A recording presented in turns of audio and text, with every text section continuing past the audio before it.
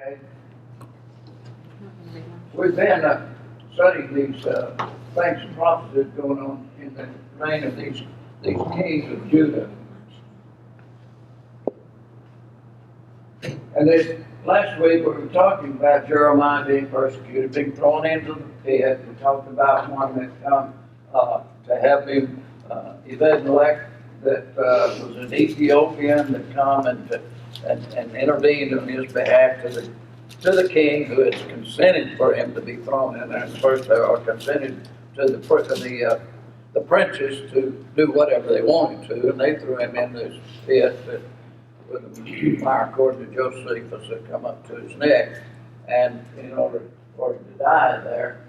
And Ebed-Melech, he went to the king, intervened. The king said, okay, go get 30 men. It takes 30 men to pull him out of this pit. That's how, that's how evidently the suction of the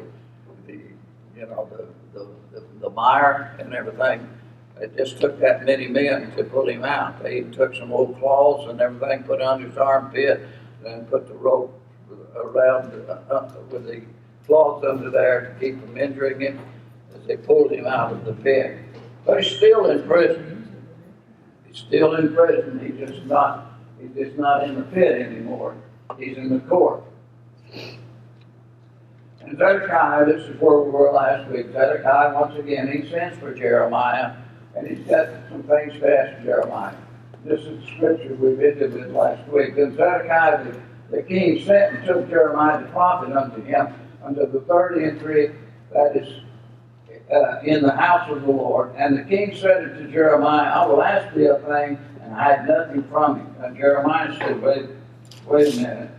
The way I've been treated, this is going to be a problem for me, because Jeremiah said to Zedekiah, said, if I declare it unto thee, wilt thou not surely put me to death? And if I give thee counsel, will thou not hearken unto me? He said, that was the way he had been treated thus far. And then it says, so Zedekiah the king swears secretly unto Jeremiah, saying, as the Lord liveth, that made us this so, I will not put thee to death, neither will I give thee into the hand of those men that seek thy life. So he said, I won't consent again to that. Here's what prompted Zedekiah to want to counsel with Jeremiah. He was afraid. Now, he's king, but he's afraid. And what's he afraid of? Look at verse 19. Here's what he's afraid of. He's not really afraid of the Babylonian army. He's not really afraid of the king of Babylon. He's not really afraid of the military. Here's what he's afraid of. And Zedekiah the king said to Jeremiah, I'm afraid of the Jews. That's his own people, that are fallen to the Chaldeans, lest they deliver me into their hand, and they mock me. What had happened up to this point, there had been some that had taken Jeremiah's advice and got out of town, that had gone over to the Babylonians, and they had left. Zedekiah had implemented a rule, a law or a decree for people not to go out of the city. So he was afraid that if he went out of the city and went to the Babylonians, that those that he had forbid to do that would make fun of him, because he did the same thing that he told them not to do. And he was more afraid of being mocked and made fun of and ridiculed than he was about the Babylonian army and the destruction of Jerusalem. Isn't it strange when you see an army that surrounded your city and ready to take the city, and the very thing you're afraid of is get somebody making fun of you? But that was Zedekiah's case.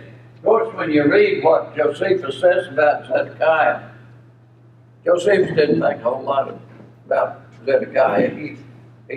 told him he was just an evil guy. Didn't care about anything else but himself. All he wanted to do was just promote his own self and have the best, you know. And he didn't really care about justice. He didn't care about ruling like God had told him to rule, you know. And so Josephus doesn't think a whole lot about Zedekiah. What does Jeremiah do then? Comes back with all the same message. You know, there's one thing about it. When God declares something, the message doesn't change. It stays the same. And Jeremiah comes back to Zedekiah with the message, and he says to him, verse 20, Jeremiah said, they shall not deliver thee. Obey, I beseech thee, the voice of the Lord which I speak unto thee, so it shall be well unto thee, and thy soul shall live. But if you refuse to go forth, and he says, go forth, go back, go out and give yourself up to him. If you refuse to do that, this is the word that the Lord hath showed me. He's saying, all right, if you'll do that, everything will be well. That's what God has shown me, that's what will transpire if you'll do what you're told. It goes on to say, and behold, all the women that are left in the city, this is if you don't comply, and behold, all the women that are left in the king of Judah's house shall be brought forth to the king of Babylon's princes. That's all of the princesses of the palace and all of the girls of, you know, he's saying, they'll all be, and those women that say, thy friends have set thee on. That's another way of saying, you know, thy friends have set thee on and have prevailed against thee. In other words, those that have been against you along, now they prevail. And then he says here, and have prevailed against thee. And then he says this statement, thy feet are sunk in mire. Now remember, Jeremiah had just been pulled out of the pit that was filled with mire. But he's saying to Zedekiah, you talk about somebody stuck. You're stuck between a rock and a hard place. You're really stuck in the mire. You've got a situation here that you don't know what to do with, and nobody else around you knows what to do with. You see? And they are turned away back. So they shall bring out all thy wives, and he's talking about what the Babylonians are going to do. Bring out all thy wives and thy children to the Chaldeans, and thou shalt not escape out of their hand, but shall be taken by the hand of the king of Babylon, and thou shalt cause the city to be burned with fire. Now, this is not the first time he's told them that this would happen. You go back to, we look at it later. But now the siege has begun. This is the third time that the Babylonian army has come against Jerusalem. It's the third and the last. When the Babylonian army gets through with Jerusalem, this time there is no Jerusalem. There is no temple at this time. But we jump over to chapter 39 next, and we see that the walls of the city have been breached. We read this in verse 2, chapter 39. And in the 11th year of Zedekiah, in the 4th month, that's the Hebrew month of Tammuz, the 9th day of the month, the city was broken up. Now, if we read the whole of the text, we find out that the Babylonian army gained entrance from the north. Now, Zedekiah's reign is coming to an end. This is the 11th year of his reign. It's coming to an end. On the north side of the city, the Babylonians have gained entrance into the city. And the city's being broken up. Zedekiah tells us in verse 4, And it came to pass that when Zedekiah the king of Judah saw them, he sees them breaking through the north, and all the men of war, that they fled. So all the soldiers that were left there with him in the palace area, and Zedekiah, they made preparations to flee out of the city as the Babylonian army come in from the north. And they went forth out of the city by night, by the way of the king's garden, by the gate betwixt the two walls, and he went out the way of the plain. So out of the city, it goes out the south part of the city. It's not far from the palace of the king, the garden of the king, and all of this. There must have been another entrance there. But he and those with him, they go out the south part of the city. There's two ways we read in the next verse that they caught him in the plains of Jericho. There were two ways that you could leave Jerusalem and go to Jericho. One of the ways was to go up around the Mount of Olives and go down through the valley. Then there was another way, is to go south and go by way of the plains going down to Jericho. Evidently, Zedekiah figured that detection would have been greater by going up and over the Mount of Olives, that it had been detected a lot easier by going that way. So it tells us here that he went the way of the plains, thinking to get out. But the Chaldean army pursued after them and overtook Zedekiah in the plains of Jericho.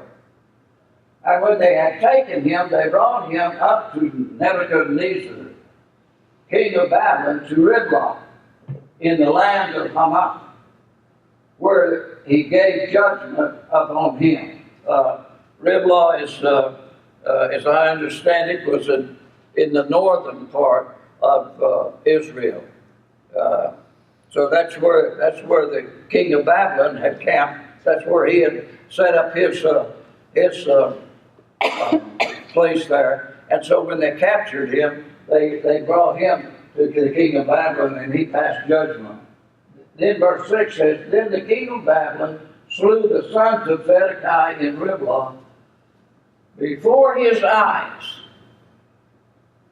Also the king of Babylon slew all the nobles of Judah. So all of the people that were part of the palace, that were of high rank and all of that, his sons and all of that. Why? Zedekiah watched this. The king of Babylon. Then the king of Babylon slew the sons of Zedekiah in Riblah before his eyes. After the king of Babylon slew also the nobles there. Moreover, he put out Zedekiah's eyes and bound him with chains to carry him to Babylon. I read once that the practice in those days was putting out, if you took a country, or take the king or the ruler of that country, and it was to put their eyes out. One of the things. The only thing, they just didn't blind them with some device or anything. It says they gouged their eyes completely out. They extracted their eyes from their sockets. I'm going to read you a verse, just kind of, let's see if I got it marked here. This is in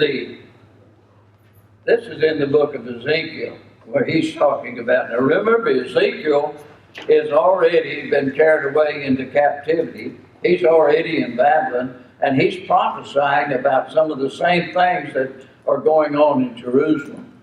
And when he was talking about Zedekiah, he said this concerning the eventual ending up of Zedekiah. He said, My net also will I spread upon him, meaning Zedekiah, and he shall be taken in my snare, and I will bring him to Babylon, to the land of the Chaldeans, yet shall he not see it, though he shall die there. And that's all Ezekiel said about it. And if you're reading this by itself, not being aware of anything else, you're like, wait a minute. How is he going to bring him to Babylon, yet he's never going to see it, even though he's going to die there?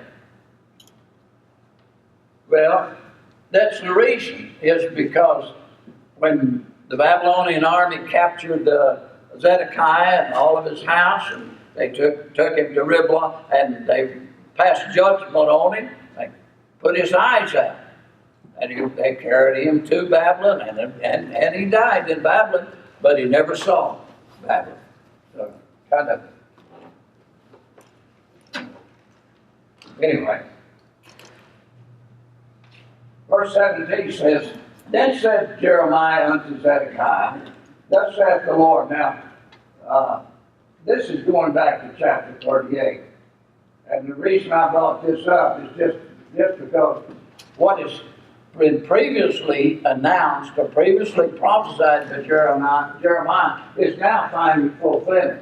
Thus saith the Lord God, the host of the God of Israel, if thou wilt surely go forth unto the king of Babylon's princes, then that soul shall live, and this city shall not be burned with fire, and thou shalt live in thine house. But if thou wilt not go forth to the king of Babylon's princes, king of Babylon's princes, then shall this city be given unto the hand of the Chaldeans, and they shall burn it with fire, and thou shalt not escape out of their hand. So he prophesied this earlier, years earlier. And now it's beginning, and now we saw in the previous verses is exactly what materialized, what took place. Not a very good message for Father's Day, I guess. Not a good lesson for Father's Day, maybe I should say that. But anyway, Zedekiah now is finding that what had been prophesied had opportunity. You know, there's a Bible verse that says, redeeming the time because the days are evil. There's always been a struggle with me to kind of get that, you know. But what it means is essentially is to take advantage of the opportunities that are afforded you while you can, because there's coming a time when you won't be able to take advantage of those opportunities. And that's what we find here with Zedekiah. Zedekiah had opportunity after opportunity to go out of the city and lift his hands and surrender to the Babylon. You know, this thought come to me the other day. You know, I was talking here a while back somewhere about the number 5 being the number of grace, you know, and you know, lift your one hand. When you lift your hands to the Lord, you see a symbol of grace because it's got 5 fingers. And when you lift both hands, you know, it's abundant grace and all of that. I got to thinking about the surrender, and I was laying on the bed, and I was thinking about grace, the grace of God, and all of this, and I was thinking about during wartime when prisoners will surrender, you know, and they raise their hand. I asked myself, where'd that come from? I mean, to raise your hands and surrender, you know. And if the thought occurred to me that possibly it symbolizes the fact that to raise their hand, I mean, yeah, that's surrender, but to raise your hand, you're also asking to be judged on and to be executed for your part in the other side of the war or anything like that. You're asking for them to show you grace and mercy. You know, that's just my thought. That's something that comes to me. Sometimes that's the way I just lay and think about stuff, you know. And anyway. But he'd been, time and time again, he'd been told to do. And the city is destroyed. Look at what happens now. They gain entrance into the city. Says that they burned the king's house, the houses of the people, with fire, and they break down the walls of Jerusalem, totally destroying the whole of the city. And it remained like that until the days when Cyrus give a decree, and Zerubbabel and Joshua went back to rebuild the temple, you know. And then almost 100 years later, 80-something years later, if I remember correctly, Nehemiah goes back to rebuild the walls and and the gates. But the city is laid waste. The whole is laid waste.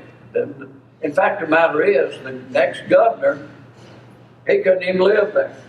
It was not a livable place.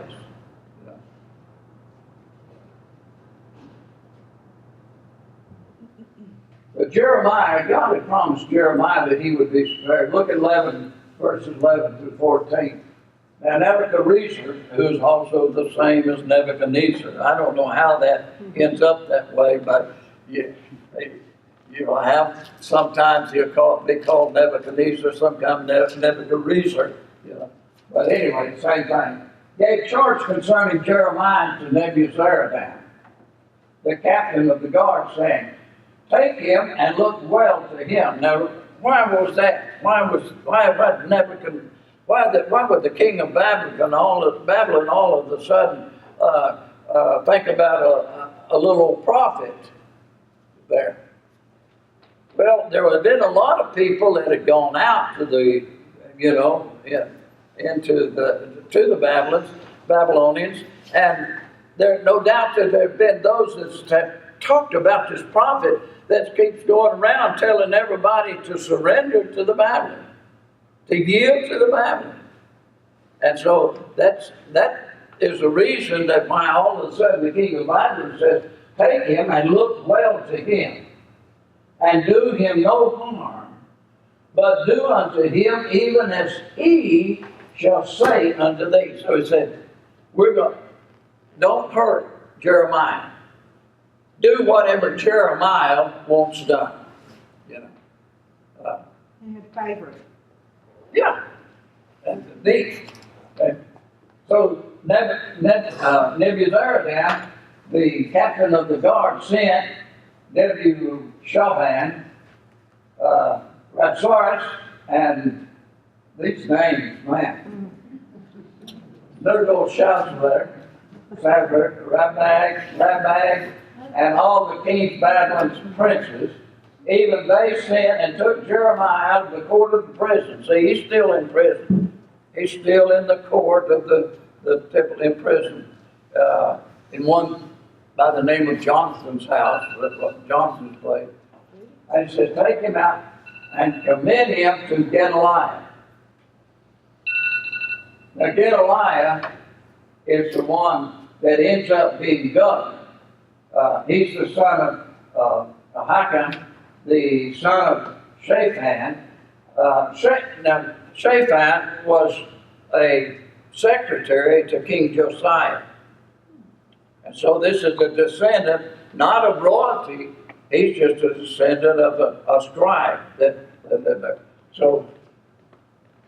But the king of Babylon makes him the governor over what's going to be left in the land. He takes everybody, all of the royal people that are royalty out of the land, killing a lot of them. And only people he leaves there is the very poor, the uneducated, the very poor. And he tells them to take care of the orchards and the things that are left in the land.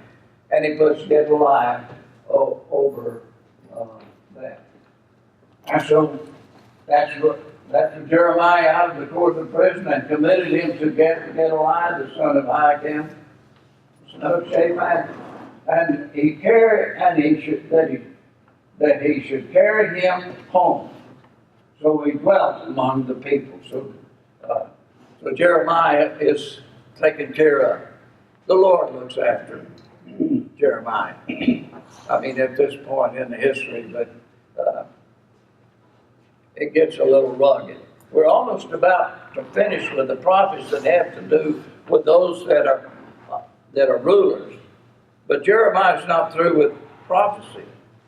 because he has prophecy concerning different countries. Edom, Egypt, all of this in the book of Jeremiah. So we'll get into those as we close this out. But we're about to finish all of the rulers, but soon we'll talk about Gedaliah. God bless you this morning.